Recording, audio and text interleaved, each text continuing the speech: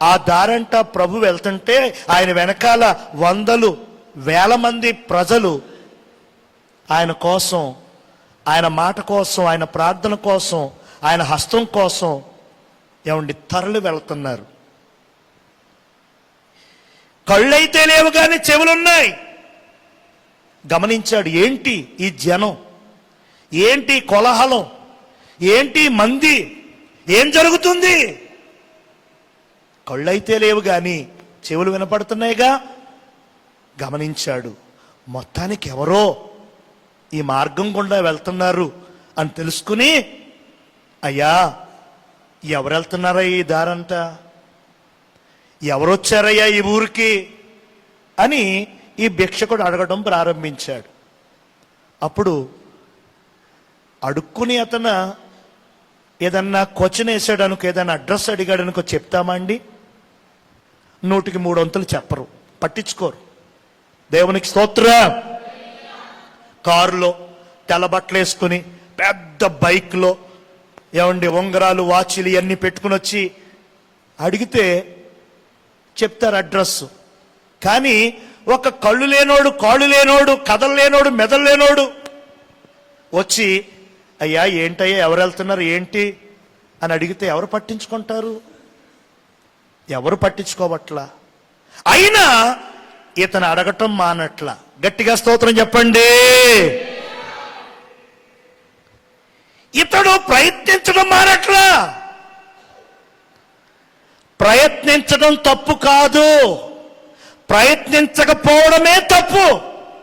చాలా మంది నాకు అవుతుంది ఏంటి, నాకు దొరుకుతుంది ఏంటి, నాకు వస్తుంది ఏంటి, నా బ్రతుకు మారుతుంది ఏంటి, నా భర్త మారుతాడేంటి, నా పిల్లలు, ఇలా అసలు ప్రయత్నం చెయ్యరు. అసలు ప్రయత్నం చేయకుండానే మొదటి కాడికి బంధాలు అంటారు కదా, వాళ్ళ మాటలతో, క్రియలతో, ప్రవర్తనతో ముందే.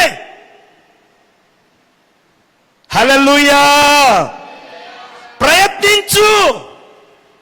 ఒక అడుగు నువ్వు వేసావనుకో, ఆయన నీ జీవితంలో 2 అడుగులు వేస్తాడు. నువ్వు అక్కడే ఉండి రావా యేసయ్యా, నాకు అది చెయ్యవా యేసయ్యా, ఆయన చేస్తాక రెడీ. మరి నువ్వు ఒక అడుగు ఎప్పుడేస్తావు? ఎవరు సమాధానం చెప్పకపోయినా ఇతడు అడగటం మనలా. మొత్తానికి అడగ్గా మొత్తానికి ఎవరో ఒక మంచి మనసున్నాడు, యేసు ప్రభు ఈ దారంటే వెళ్తున్నాడు రా, అందుకే జనం కోలాహలం, ఊరుకో ఓ కేకలేత్తనం ఏంటి అన్నాడు. అన్నప్పుడు వెంటనే యేసు ప్రభు ఈ మార్గం గుండా వెళ్తున్నాడనే విషయం అతని చెవిలో పడగానే ఏమంటున్నాడండి? దావీదు కుమారుడా నన్ను కరుణించుమని కేకలు వేశాడు. యేసు ప్రభు ఎవరో తెలుసు తనకి. ఎప్పుడూ కళ్ళతో చూడలేదు కానీ విన్నాడు. ఆయన గురించి, ఆయన మహత్యాల గురించి, ఆయన శక్తి గురించి విన్నాడు. కళ్ళున్నాయి, కాళ్ళున్నాయి, చేతులున్నాయి, ధనం ఉంది, చదువు ఉంది, తెలివి ఉంది. అయినా ప్రభువుని గుర్తించలేకపోతున్నాం. ఎంత విచారం మనం. దేవునికి స్తోత్రం. దేవునికి భయపడటం లేదు, దేవుని మీద విశ్వాసం ఉంచటం లేదు.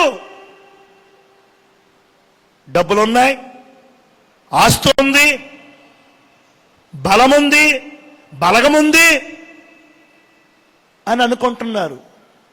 దేవుడి భయం లేదు, దేవునికి భక్తి లేదు, దేవుడంటే నమ్మకం లేదు, దేవుడు సన్నిధి అంటే లేదండి. దేవుడు లేకపోతే నీకెంతున్నా సున్నా. దేవుడు ఉంటేనే నీ జీవితానికి, నా జీవితానికి విలువ. ఈ ఆస్తులు, అంతస్తులు, బంగారాలు, ఈ ఉద్యోగాలు, వ్యాపారాలు అంతంత మాత్రమే. శాశ్వతుడు దేవుడు. శాశ్వతుడైన దేవుణ్ణి విడిచిపెట్టొద్దు. హల్లెలూయా. దేవుని గుర్తించు, దేవునికి భయపడు, యందు భక్తి కలిగి ఉండు, దేవుని మీద విశ్వాసం ఉంచు. హల్లెలూయా. దేవుడు నిన్ను పుట్టించాడు, దేవుడు నిన్ను ఇక్కడ జీవింప చేస్తున్నాడు, దేవుడు నీకు కావలసినవన్నీ ఇస్తున్నాడు.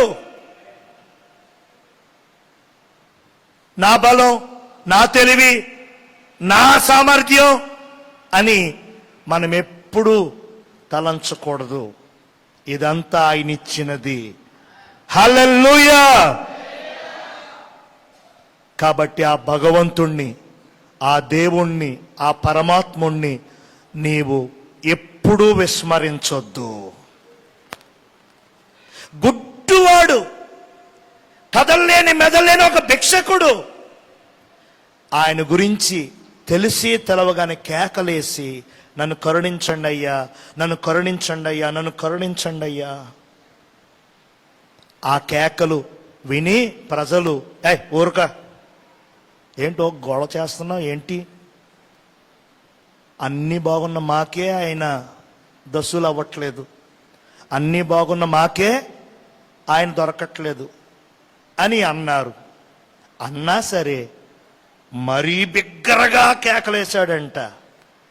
అప్పుడు ఆయన నిలిచాడంట. దేవునికి స్తోత్రం. జనులు ఊరుకోమని కేకలేసి ప్రజలందరూ కోప్పడినా, ఊరుకోమని చెప్పినా ఊరుకోకుండా మరి బిగ్గరగా కేకలేశాడు. చూశారు? అప్పుడు ఆగాడు ఆయన. దేవునికి స్తోత్రం. ప్రార్థించటం ఆపకూడదండి. ప్రార్థన ఆపేలాగా పరిస్థితులు నీ ముందుకు వస్తాయి. ప్రార్థన చేయకుండా ఆటంకాలు నీకు ఎదురవుతాయి. ప్రార్థన విషయంలో నీకు ఎన్నో సమస్యలు వస్తాయి. అయినా ప్రార్థన పొద్దు. ప్రార్థనే నీ బలం, ప్రార్థనే నీ జయం, ప్రార్థనే నీ ఆశీర్వాదం. మరీ ఎక్కువగా ప్రార్థన చేయి, మరి ఎక్కువగా కేకలు. దేవునికి స్తోత్రం.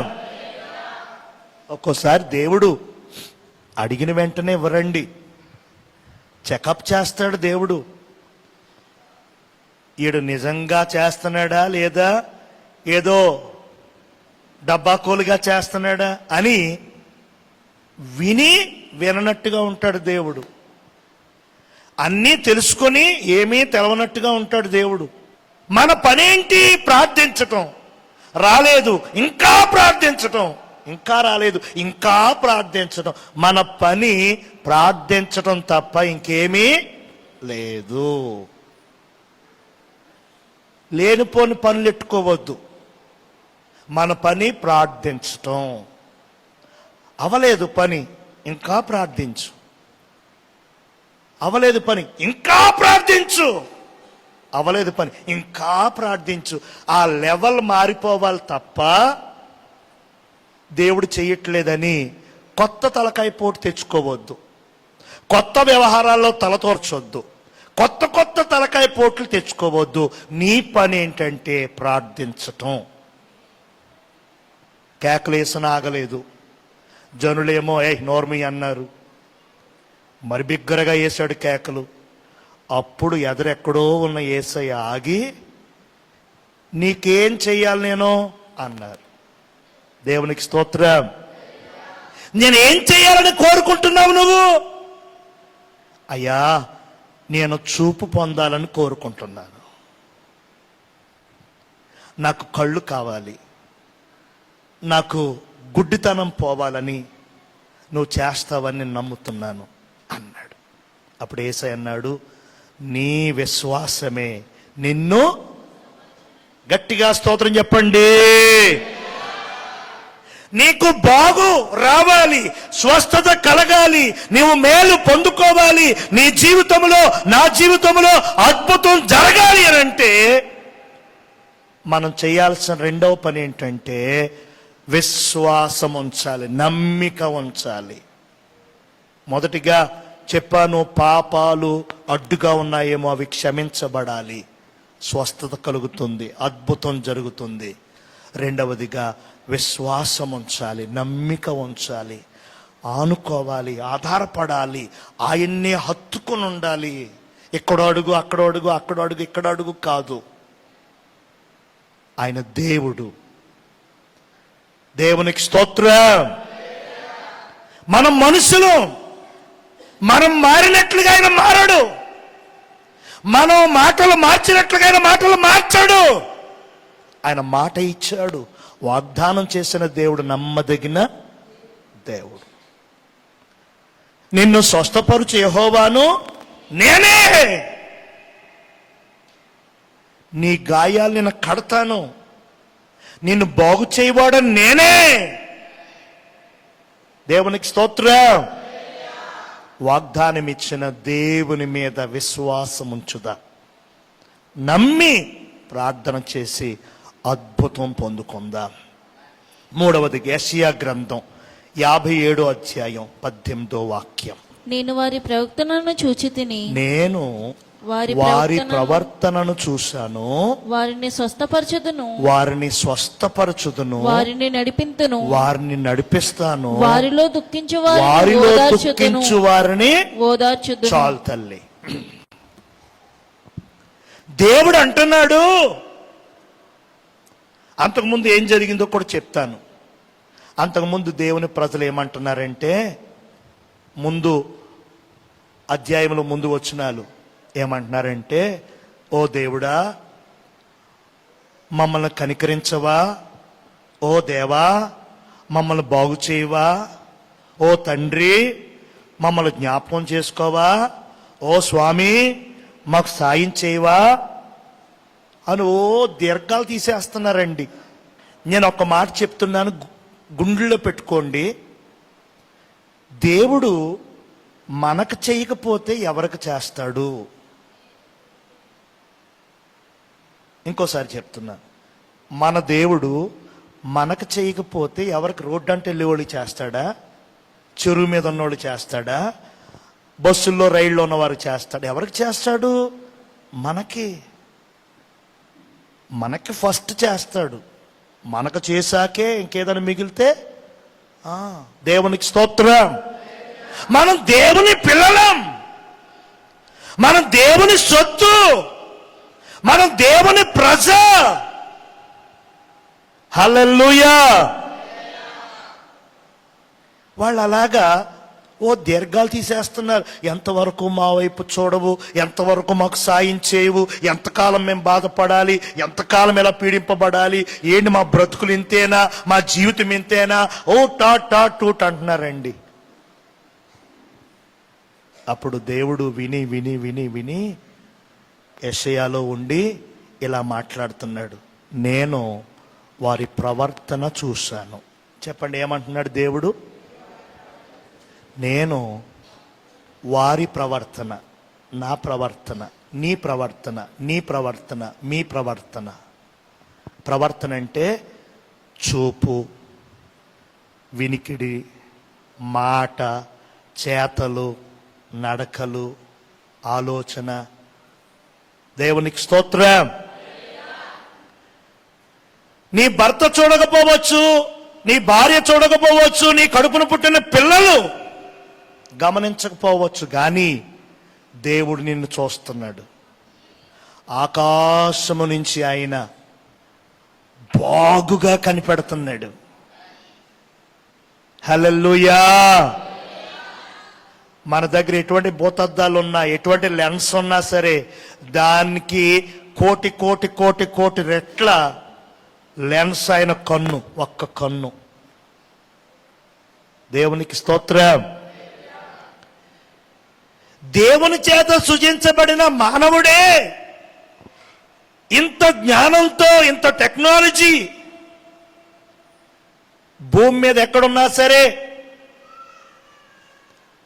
భూమి మీద ఎక్కడున్నా, సముద్రంలో ఎక్కడున్నా, గాల్లో ఎక్కడున్నా సరే, ఈ చిన్న ఫోన్ ద్వారా చూసి మాట్లాడేసుకునే అంత టెక్నాలజీ వచ్చేసింది కదా. అంతరిక్షంలోకి వెళ్ళిపోయినా సరే అక్కడి నుంచి ఏమండి, నాసా అనేటువంటి కేంద్రం, ఇంకా కొన్ని అంతరిక్ష కేంద్రాలు ఉన్నాయి కదా, వేల కిలోమీటర్ల చంద్రుడి మీదకి వెళ్ళినా సరే ఇక్కడి నుంచి చూసేస్తున్నారు. అంత టెక్నాలజీ ఉంది కదా. మరి ఈ మానవులందరినీ పుట్టించిన దేవునికి ఇంకెంత టెక్నాలజీ, ఇంకెంత జ్ఞానం, ఇంకెంత తెలివి. ఆయన కన్ను ఎలాంటిది, ఆయన బుర్ర ఎటువంటిది, ఆయన హస్తం ఎంత దొడ్డది ఆలోచించారా?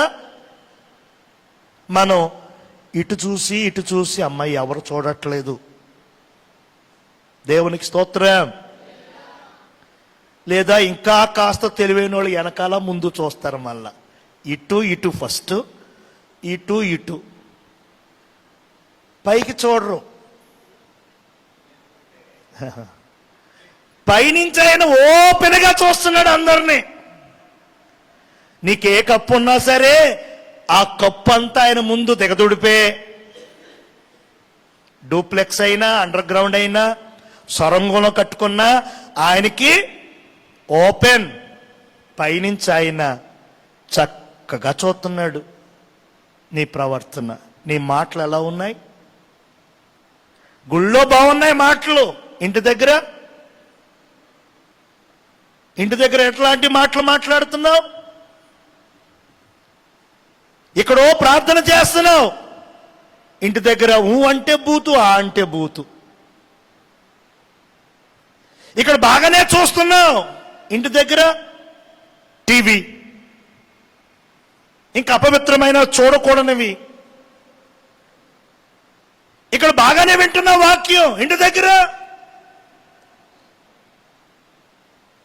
కాబట్టి దేవుడు అంటున్నాడు, నేను వారి ప్రవర్తన చూశాను. దేవునికి స్తోత్రం. మన ప్రవర్తనని మార్చుకోవాలండి. బాగుపడట్లేదు, అద్భుతం జరగట్లేదు, సూచక క్రియ జరగట్లేదు అని కుమిలిపోవద్దు. అన్యాయస్తుడు కాదండి దేవుడు. మనకి పెట్టక, మనకివ్వక, తండ్రి తన పిల్లలకి ఇవ్వక పక్కోళ్ళకి ఇస్తాడా? ఇవ్వడు కదా. ప్రవర్తనను మార్చుకోవాలి, ప్రవర్తనను సరి చేసుకోవాలి. అదే ఇదే తప్పు, అదేనండి ఇదేనండి చాలా తప్పు. దేవుడు అంటున్నాడు, నేను వారి ప్రవర్తనను చూశాను. బాగు చేసుకున్న నీ ప్రవర్తనని, బాగు చేసుకున్న నా ప్రవర్తనను దేవుడు చూశాడు. అంతకుముందు బాగు చేసుకోలేదు, అది చూశాడు ఆయన. బాగు చేసుకొని ఆ ప్రవర్తన ద్వారా స్వస్థత రాలేదు, బాగు చేసుకొని ఆ ప్రవర్తన ద్వారా మేలు కలగట్లేదు, మంచి జరగట్లేదు, శుభం అవ్వట్లేదు, నీ కార్యము సఫలం అవ్వట్లేదు. ఏది పట్టుకుంటే అది విఫలం, ఏది పట్టుకుంటే అక్కడ నష్టం. ప్రవర్తన మార్చుకోమని దేవుడు హెచ్చరిస్తున్నాడు. మన ప్రవర్తన మార్చుకుంటే దేవుడు అద్భుతం చేస్తాడు. చివరిగా 4వదిగా యాకోబు రాసిన పత్రిక 5వ అధ్యాయము 14వ వచనం. మీలో ఎవడైనను రోగి అయి ఉన్నాడా? అతడు సంఘపు పెద్దలను పిలిపించవలను, వారు ప్రభువు నామమును బట్టి అతనికి నూనె రాచి చాలు తల్లి. 2 అర్థాలు ఉన్నాయి. మీకు స్వస్థత రావాలి, మీకు మేలు కలగాలి, మీకు మంచి జరగాలి, అద్భుతం పొందుకోవాలి అని అంటే ఒక కోణం ఏంటంటే మీ ఆత్మీయ నాయకులు, మీ ఆత్మీయ స్నేహితులు, మీ ఆత్మీయులు, సంఘము, సహవాసము, ప్రార్థనలు కోరాలి. దేవునికి స్తోత్రం చెప్పండి. పౌలయ్య గారు ప్రతి పత్రికలో మా కొరకు ప్రార్థించండి అని అడిగారా లేదా? మా కోసం మీ ప్రార్థనలో జ్ఞాపకం చేసుకోండి అని అడిగారా లేదా? పౌలు గారి మాట కాదు, చూపు కాదు, పౌలు గారి నీడ పడితే ఇంట్లో ఉన్నటువంటి దెయ్యాలు కూడా కాలిపోయేవి. చచ్చిపోతాడని అరుగు మీదకి ఈడ్ చేసిన వాడు కూడా పౌలు గారి ఆ గాలి వెళ్తుంటే కొంచెం గాలి అలా సోకి చచ్చిపోతాడు. కాసేపట్లో లేచి కూర్చొనేవాడు. అంత పవర్ కలిగిన పౌలయ్య గారు ప్రతి పత్రికలో చివరిని అడిగేవాడు, పరిశుద్ధులందరూ మా కోసం ప్రార్థనలు చెయ్యండి, మమ్మల్ని మీ ప్రార్థనలో గుర్తుంచుకోండి, మా కోసం ప్రార్థనలు చెయ్యండి, మా కోసం ప్రార్థనలు చెయ్యండి. దేవునికి స్తోత్రం. ఈ క్రమం మనందరం కలిగి ఉండాలి.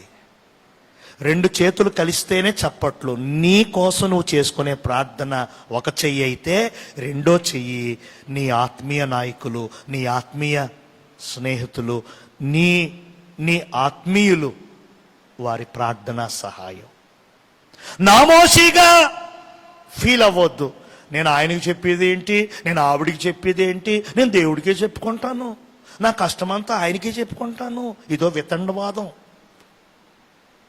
దేవునికి స్తోత్రం. హల్లెలూయా. కొన్ని చెప్పాల్సిన ఉంటాయి, కొన్ని చెప్పకూడని ఉంటాయి. ప్రైవసీ, వ్యక్తిగతమైన మీ విషయాలు వద్దు. దాంట్లో సింపుల్గా చెప్పండి, అయ్యా నా కుటుంబం కోసం, మా భార్య భర్తల మధ్య సఖ్యత, నా పిల్లలతో నాకు సఖ్యత కోసం కొంచెం ఎక్కువగా చాలు, సింపుల్, అంతే. అంతకంటే లోపలికి వెళ్ళకూడదు. మనం చెప్పుకోవలసినవి ఉంటాయి. ఏదో పని చేస్తున్నావు, ఏదో వ్యాపారం, ఏదో ఉద్యోగం, ఏదో పెళ్లి, ఏదో గృహం కడతాం, ఇంకేదో అప్పులు, ఇంకేదో ఎగ్జామ్, ఇంకేదో ఇంటర్వ్యూ చెప్పుకుని దేవునికి స్తోత్రం చెప్పండి. హల్లెలూయా. ఒక్కలు మోసేదానికి 5గురు మోసేదానికి తేడా చాలా. కాబట్టి ప్రార్థనా సహాయం కోరటంలో, మా కోసం ప్రార్థించండి అని అడగటంలో, దైవజనుల చేత ప్రార్థన చేయించుకోవడంలో ఎటువంటి మొహమాట పడొద్దండి. దేవునికి స్తోత్రం. దేవుడు ఏర్పాటు చేసిన క్రమం అది. రెండో కోణం ఏంటంటే, స్వస్థత నీకు కలగాలి అని అంటే నూనె రాచి అన్నారు కదా. నూనె దేనికి సాదృశ్యము అని అంటే పరిశుద్ధాత్మ దేవునికి సాదృశ్యం.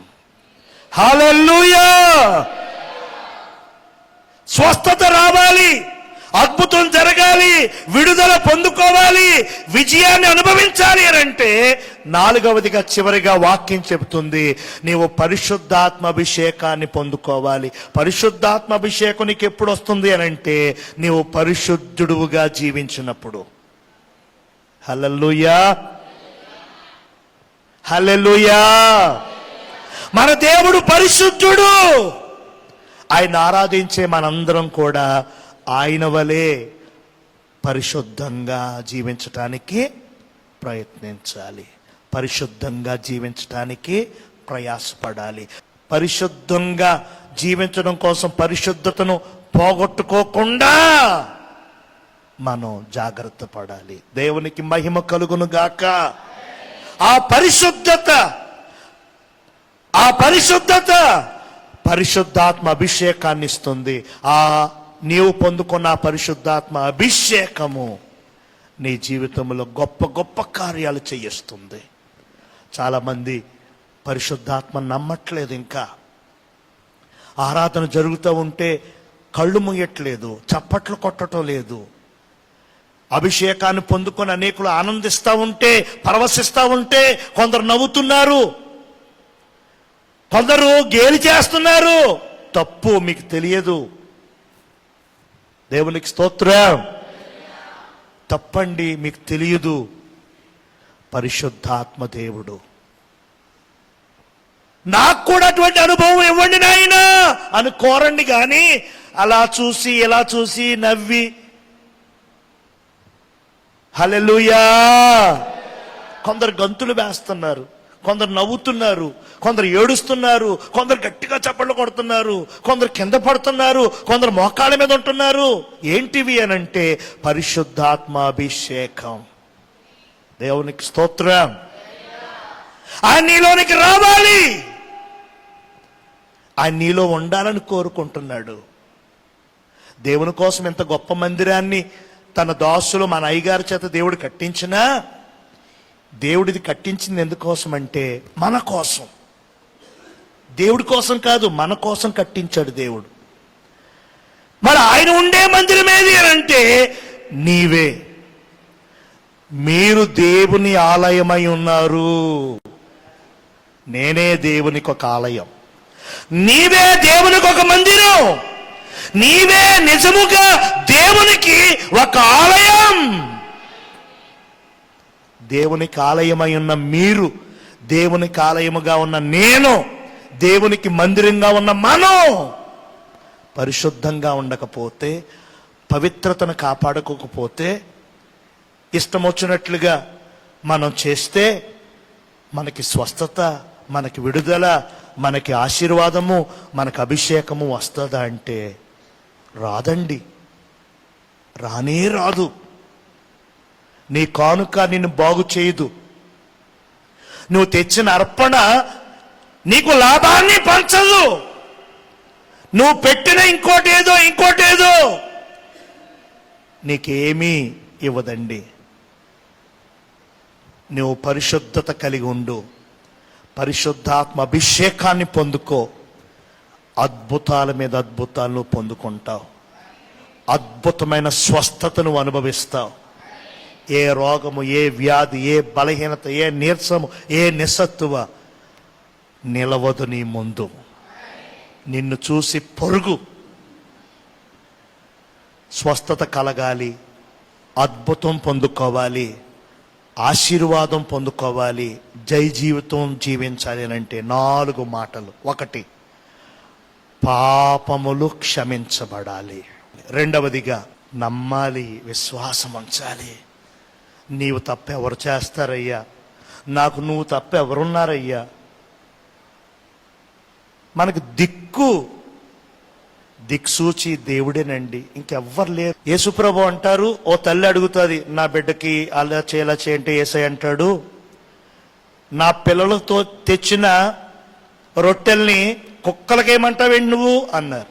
అప్పుడు ఆవిడంటది, అయ్యా, బల్ల మీద నుంచి కింద పడే ఆ రొట్టె ముక్కల కోసం కుక్క పిల్లలు చూస్తాయి కదా, ఎదురు చూస్తాయి కదా, అలాగ నేను ఎదురు చూస్తున్నానయ్యా అనేసరికి అక్కడ ఆ మాటకి యేసయ్య ఆశ్చర్యపడి వెనక్కి తిరిగి, ఇశ్రాయేలులో కూడా ఇంత విశ్వాసం నేను కనుగొనలేదు అన్నారు.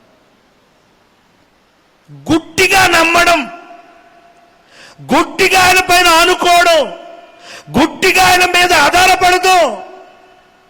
నీవు తప్ప నాకు దిక్కు లేదు, నీవు తప్ప నాకు ఇంకేమీ లేదు, నీవు తప్ప నాకు లేదయ్యా, నీ ఇష్టం, ఉంచుతావో తీసేస్తావో, తేలుస్తావో ముంచుతావో, ఇలా అనేయాలి. దేవునికి స్తోత్రం, హల్లెలూయా. నీవు తప్ప నాకు ఆశ్చర్యం లేదు, నీవు తప్ప నాకు దిక్కు లేదు, నీవు తప్ప నాకు లేదు. హల్లెలూయా.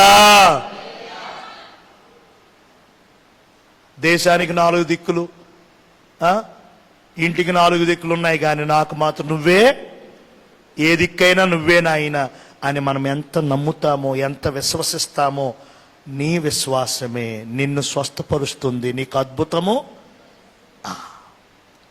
3వదిగా నీకు స్వస్థత రావాలి, అద్భుతం జరగాలి అని అంటే 3వదిగా ప్రవర్తన ఎలా ఉంది? ప్రార్థన చేస్తున్నావు, విశ్వాసం ఉంచుతున్నావు, కానీ ప్రవర్తన కాచుకోవట్లేదు. ప్రవర్తన మిస్అండర్స్టాండ్ అవుతుంది. గుడిలో ఒబ్బిడి, మళ్ళా వేరే చోట వేరేలాగా. ఆ ప్రవర్తన కంట్రోల్ తెచ్చుకున్నట్లయితే స్వస్థత కలుగుతుంది. 4వదిగా పరిశుద్ధాత్మ అభిషేకాన్ని, దేవునికి స్తోత్రం. పరిశుద్ధత కలిగి ఉన్నట్లయితే పరిశుద్ధాత్మ అభిషేకం దేవుడు అనుగ్రహిస్తాడు. ఆ అభిషేకం ద్వారా నీవు విడుదల, స్వస్థత, ఆశీర్వాదం, జయాన్ని నువ్వు పొందుకుంటావు. అటువంటి కృప పరిశుద్ధాత్మ దేవుడు మనందరికీ అనుగ్రహించును గాక. ఆమేన్.